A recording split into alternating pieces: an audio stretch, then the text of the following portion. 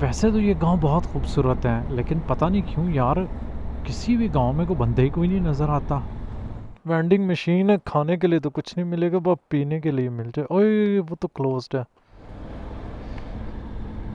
आप चेक करें, गांव में कहीं पे कोई बंदा नहीं है यार।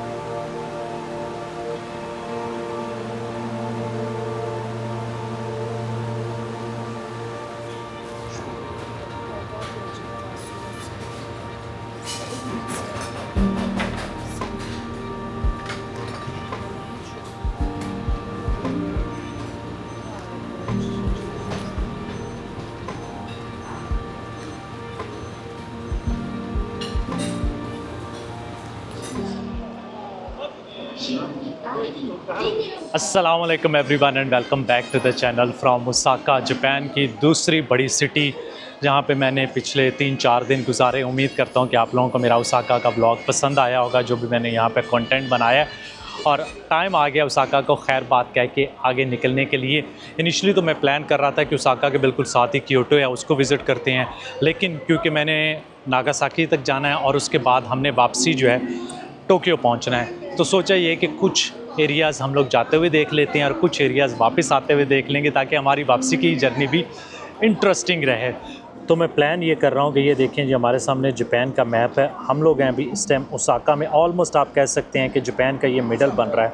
तो ओसाका से एक तो मैं मेन आइलैंड के साथ साथ जो रूट जा रहा है उसको फॉलो करते हुए भी नागासाकी पहुँच जाऊँगा, यहाँ पर है।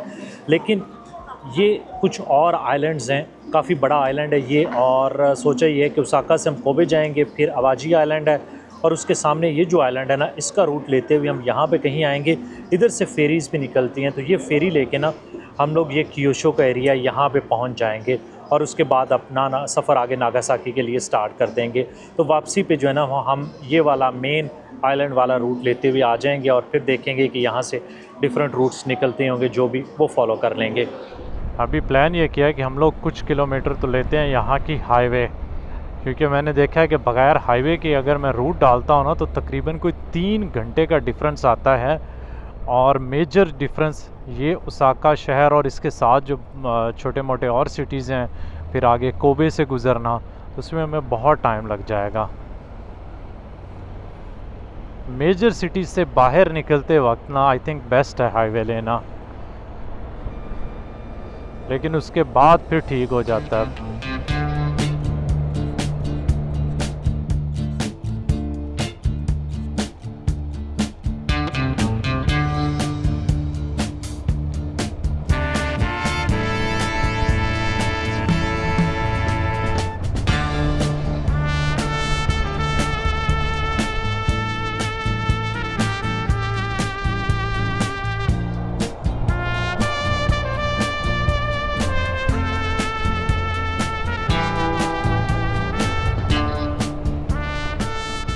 हम आगे एक छोटी सी ब्रेक लेने के लिए, पीछे हवा ने ना मेरा काम कर दिया यार, बहुत टफ था। सिर्फ मैं नहीं, बाकियों की भी हालत टाइट हुई है।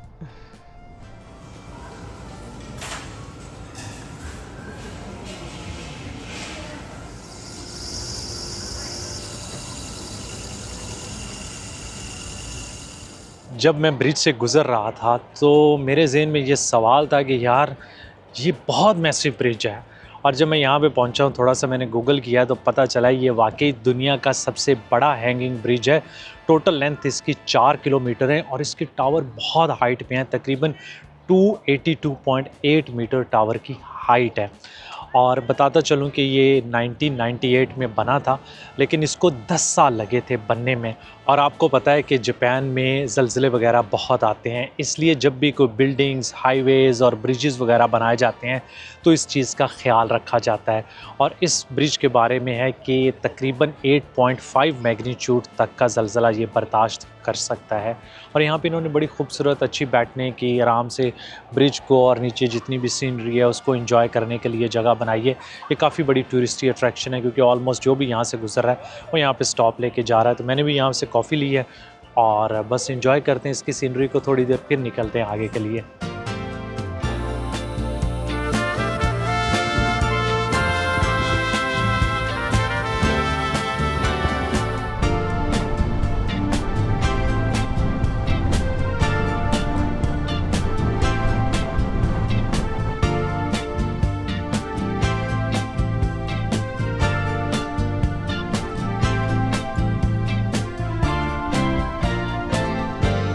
आज यार बड़ा टफ हो रहा है, एक तो हवा इतनी तेज़ थी और फिर धूप जो है ना वो सीधी हेलमेट के ऊपर पड़ रही है। बारिश हो तो मसला और अगर हवा तेज़ हो तो मसला, मतलब बस चलता रहता है। बाइक ट्रैवल एडवेंचर ऐसे ही होता है। तो यहाँ तक हमने लिए हाईवे, ये एक छोटे से गांव में हम लोग घुसे हैं और इधर से आगे यहाँ की छोटी कंट्री रोड्स लेके ना अपना कुछ डिस्टेंस कवर करते हैं कि ज़रा सीनिक एरियाज़ देखते हैं। और तकरीबन आप कह सकते हैं कि हमने कोई 80 या 90 किलोमीटर हाईवे पे किए होंगे, इसके आसपास ही। और काफ़ी एक्सपेंसिव था, क्योंकि ये ब्रिजेस मुझे लगता है कि ज़्यादा महंगे थे जो हमने 2 या 3 क्रॉस किए हैं। तो लेट्स सी जब बिल आएगा, पर मुझे लग ये रहा है कि हमने कोई $20-25 या इससे भी ज़्यादा पे किए होंगे आज हाईवे के। और आप इनके मेन टूरिस्टी एरिया से ज़रा हट के ट्रैवल करते हैं ना, बहुत डिफरेंट फील आती है। एक तो आप देखेंगे कि रश वगैरह नहीं है जिस तरह का टूरिस्टी टाउन्स या बड़े मेजर सिटीज़ में है। और दूसरा ये है कि रोड के ऊपर भी लोग नज़र नहीं आते आपको। यहाँ तो फिर भी हल्की फुल्की रौनक नज़र आ रही है। कुछ ऐसे एरियाज़ भी थे जहाँ पे कुछ भी नहीं था। ये बस ये जो कन्वीनियंट स्टोर होते हैं ना, यहाँ पे कोई ना कोई गहमा गहमी ना लगी रहती है।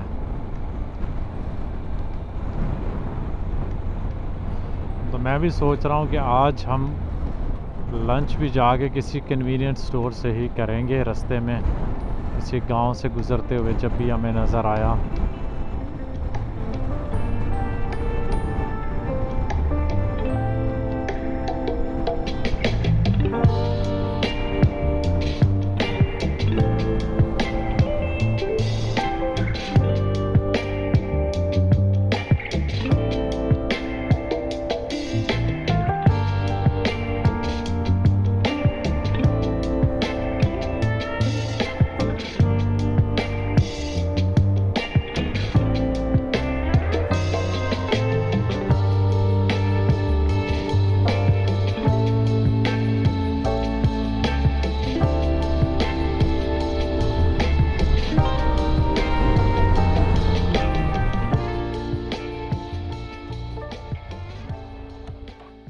आज अब कह सकते हैं कि one of the toughest ride जो अभी तक हमने जापान में की हैं, क्योंकि सुबह वाला जो हाईवे वाला पोर्शन था, जब हवा बहुत तेज़ चल रही थी ना, तो तब से मेरे साथ में ना हल्की हल्की दर्द हो रही है। और फिर धूप इतनी तेज़ है। तो अभी हमें ये लॉसन मिली है कि जहाँ पे बैठ के मैं लंच भी कर सकता हूँ। तो वहाँ पे भी उन्होंने बाहरी जगह बनाई कि जाओ जी बरार साहब धूप में बैठो। लेकिन एनीवे हमें यहाँ पे खाने के लिए कुछ मिल गया। जैसे मैंने पहले भी जिक्र किया था कि यहाँ पे कन्वीनियंट स्टोर्स में ना आपको मिल जाते हैं कि पूरे के पूरे लंच या डिनर के ना पैकेज बने होते हैं, इवन कि सुपर मार्केट्स में भी। तो अभी ये मैंने लिया है जी यहाँ से श्रिम्प विद चीज़। मैंने कहा कि एटलीस्ट थोड़ी सी एनर्जी आ जाएगी, हम आराम से जो है वो लंच कर लेते हैं। यहाँ पे तकरीबन कोई 4 बजने वाले हैं, तो टाइम भी काफ़ी हो गया, डिस्टेंस हमने काफ़ी कर ली है। तो इसी तरह थोड़ी सी धूप नीचे जाती है और रोड्स जो है ना वो ज़रा कलरफुल हो जाएंगी, तो इन्जॉय करते जाएंगे। बस इसको खाते हैं।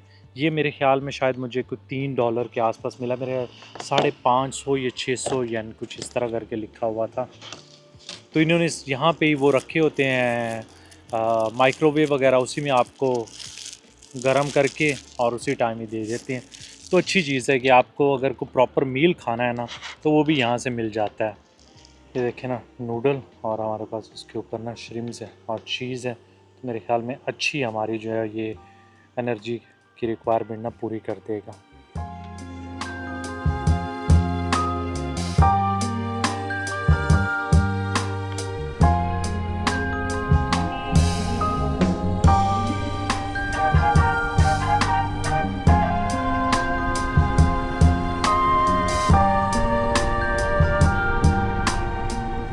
किसी किसी पॉइंट पे रोड इतनी छोटी हो जाती है कि बंदा अचानक से परेशान हो जाता है कि कहीं मैं गलत रोड पे तो नहीं इंटर हो गया। और आप देखें जी, जापान के टिपिकल छोटे छोटे से गांव जो शहर की हसल बसल से बहुत दूर हैं। वैसे तो ये गांव बहुत खूबसूरत हैं, लेकिन पता नहीं क्यों यार किसी भी गांव में कोई बंदे ही कोई नहीं नज़र आता। यार ये लोग इतने बिज़ी होते हैं, सारा दिन अपने काम में मसरूफ़ रहते हैं।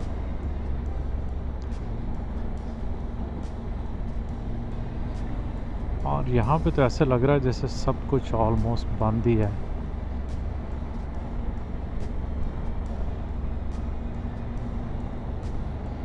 गांव में जाएं, शहर में जाएं, जहाँ पे भी जाएं, लोग अपने एरिया का सही ख्याल रखते हैं यहाँ पे।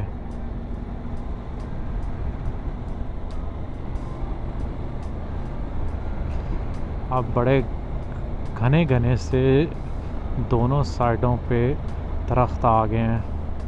और रोड चेक करें यार, इतना खूबसूरत और स्मूथ है ना इसका एसफाल्ट, बहुत ही आला यार। और अब इतनी मज़े की ठंडी ठंडी हवा है ना कि मुझे अब जैकेट की वेंटिलेशन सारी बंद करनी पड़ेगी, मुझे सर्दी लगने लग जाती है। तो आप कह सकते हैं कि आज की राइड का पर्सनली मुझे ये सबसे खूबसूरत एरिया लगा है।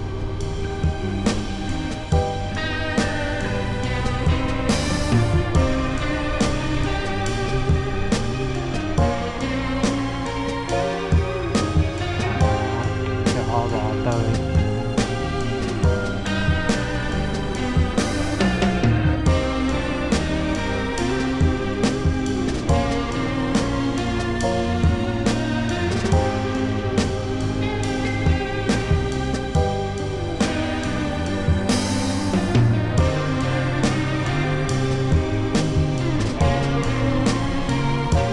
अच्छी बात यह है कि यहाँ पे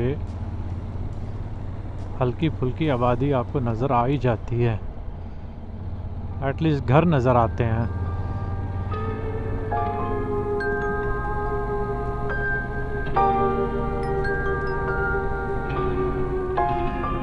यहाँ पे भी अभी तक कुछ जगहों पे आपको पुराने हिस्टोरिकल ब्रिज नज़र आएंगे। और मुझे ये लगता है कि ये जो इधर उधर मोस्टली घर इस कंडीशन में है कि लोग शायद उनको छोड़ के चले गए हैं। फील इस तरह की आ रही है। कुछ ऐसे हैं जहाँ पे लग रहा है कि लोग रह रहे हैं, गाड़ियाँ खड़ी हैं बाहर, लेकिन सारे नहीं हैं। अब देखें ना कि ये गांव मुझे वाइब दे रहा है कि ये खाली है, यहाँ पे कोई बंदा नहीं है। स्पेशली ये जो पीछे वाली सारी बिल्डिंग्स हैं और आगे एक गाड़ी खड़ी हुई है, लग रहा है कि यहाँ पे शायद एक दो घरों में लोग रहते हैं। हाँ, इधर बच्चे भी बैठे हुए हैं। ये एक घर किसी गांव में फ़र्स्ट टाइम मुझे यहाँ पे इस तरह रोड के साथ ना बच्चे बैठे हुए नज़र आए हैं।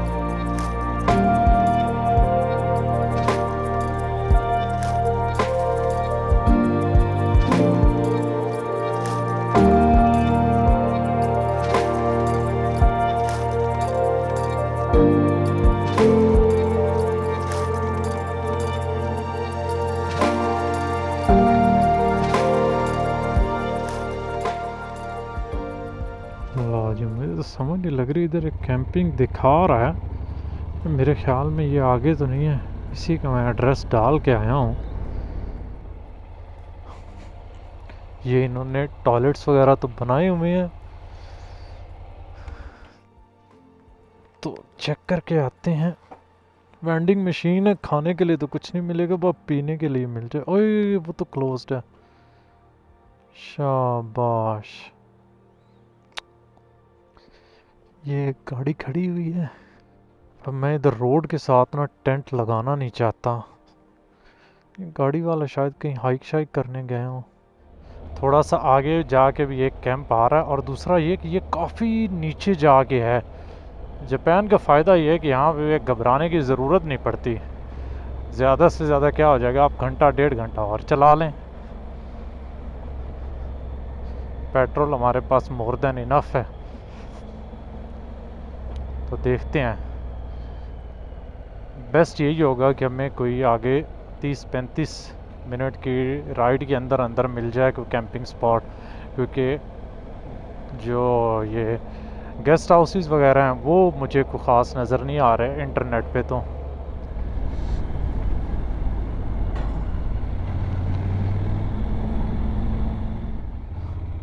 ये एक छोटा सा गांव टाइप आया है।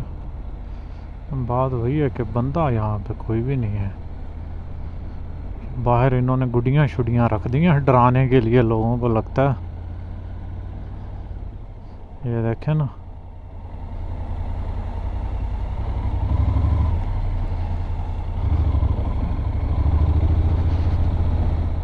हमारे मुल्कों में और इनमें फ़र्क पता है क्या है? शाम के टाइम भी कोई ना कोई बाहर जो है वो गपशप लगा रहा होगा। स्पेशली बड़ी एज के लोग अगर उस गांव में जो है, छोटे जो हैं वो चले जाते हैं इधर उधर काम के लिए, तो रौनक लस्सी लगी होती है। आप उनसे पूछ सकते हो मैंने इधर जाना है, मुझे ये हेल्प चाहिए। और मोस्ट लाइकली अक्सर लोग आपको अपने घरों में इनवाइट कर लेते हैं कि आज जो हमारे साथ। जैसे मैं सेंट्रल एशिया में था, यहाँ पे बंदा ही कोई नहीं नज़र आता कि आप किसी से पूछ सको। बस वो है कि आप देखें इंटरनेट से कहाँ पे आपने जाना है, वो वहाँ पहुँच जाएं। और उधर भी अगर आप लेट हो गए तो हो सकता है कि वो जिनके पास आप जा रहे हैं वो भी चले गए हों। तो ये आगे कौन सा जानवर फिर रहा है, ये क्या है? हाँ, ये मुझे लगता है कि खरगोश जी हैं।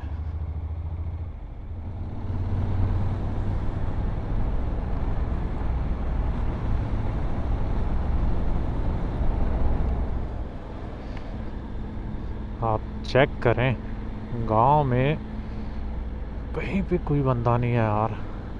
यहाँ पे इस गांव के अंदर 2-3 गेस्ट हाउसेस थे, उनको मैंने एक दोस्त से कॉल करवाई है। कहते हैं कि भाईजान इस टाइम हम किसी को नहीं लेते हैं। मैंने कहा चल ठीक है जी।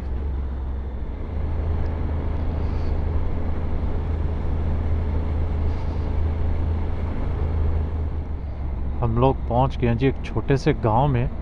यहाँ भी एक कैंपिंग स्पॉट है, क्योंकि बाकी जगह ज़रा दूर ही हैं। तो इस कैंपिंग स्पॉट पे जाना है। हैरत की बात है, वैसे जगह जगह पे कन्वीनियंट स्टोर हैं, लेकिन ये जिस एरिया में मैं पहुंच गया हूँ ना, इधर को कन्वीनियंट स्टोर भी नहीं है।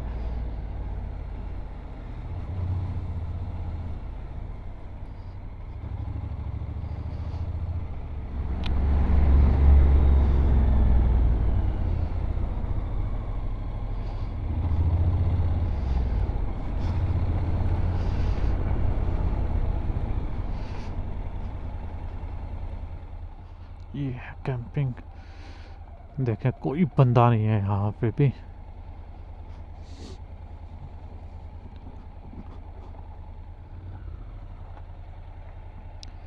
इसको तो पहले खड़ी करें यहाँ पे।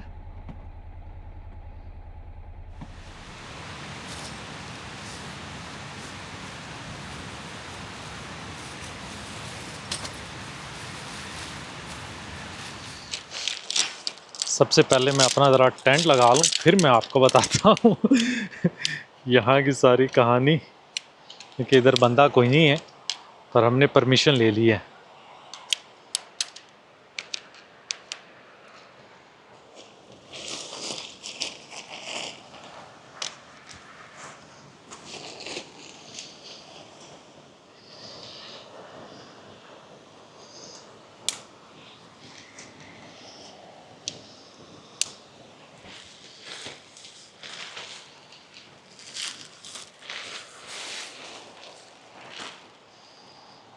सो फाइनली जी देखिए मेरा टेंट लग चुका है।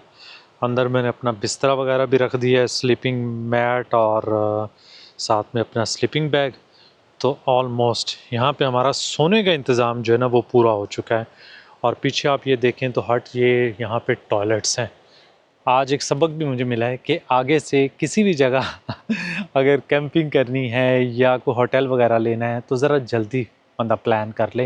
होटल्स का ये भी होता है कि 24 आवर रिसेप्शन रहती है, लेकिन छोटे एरियाज़ में जो एयरबीएनबी वगैरह या बेड एंड ब्रेकफास्ट कुछ गेस्ट हाउसेस वगैरह जो उन्होंने बनाए होते हैं वो ज़रा जल्दी बंद करके चले जाते हैं। वहाँ पे रहता कोई नहीं है, तो वो आते हैं, देखते हैं कि कोई गेस्ट किसी की चेक इन है तो वो उसको करवा देते हैं, अदरवाइज़ मुश्किल हो जाता है। तो अभी आराम से कंफर्टेबली सोते हैं जी। दुआ करते हैं कि यहाँ पे कोई भालू ना आ जाए क्योंकि रीच यहाँ पे बहुत ज़्यादा है। तो लेट्स होप। और खाने के लिए मेरे पास ओनिगिरी है। वैसे मैंने सब सामान रखा होता है कुकिंग का। अभी लेट बहुत हो गई है और दिल भी नहीं कर रहा कि इस टाइम मैं जो है ना खाना पकाने लग जाऊँ। आराम से सोते हैं और कुछ नट्स वगैरह इस तरह की छोटी मोटी चीज़ें मैंने साथ रखी हुई हैं। सुबह आराम से उठ के किसी जगह अच्छा सा नाश्ता करेंगे। बाकी दुआ में याद रखिएगा, लाइक सब्सक्राइब और शेयर का बटन दबाना ना भूलेगा। अल्लाह हाफ़िज़।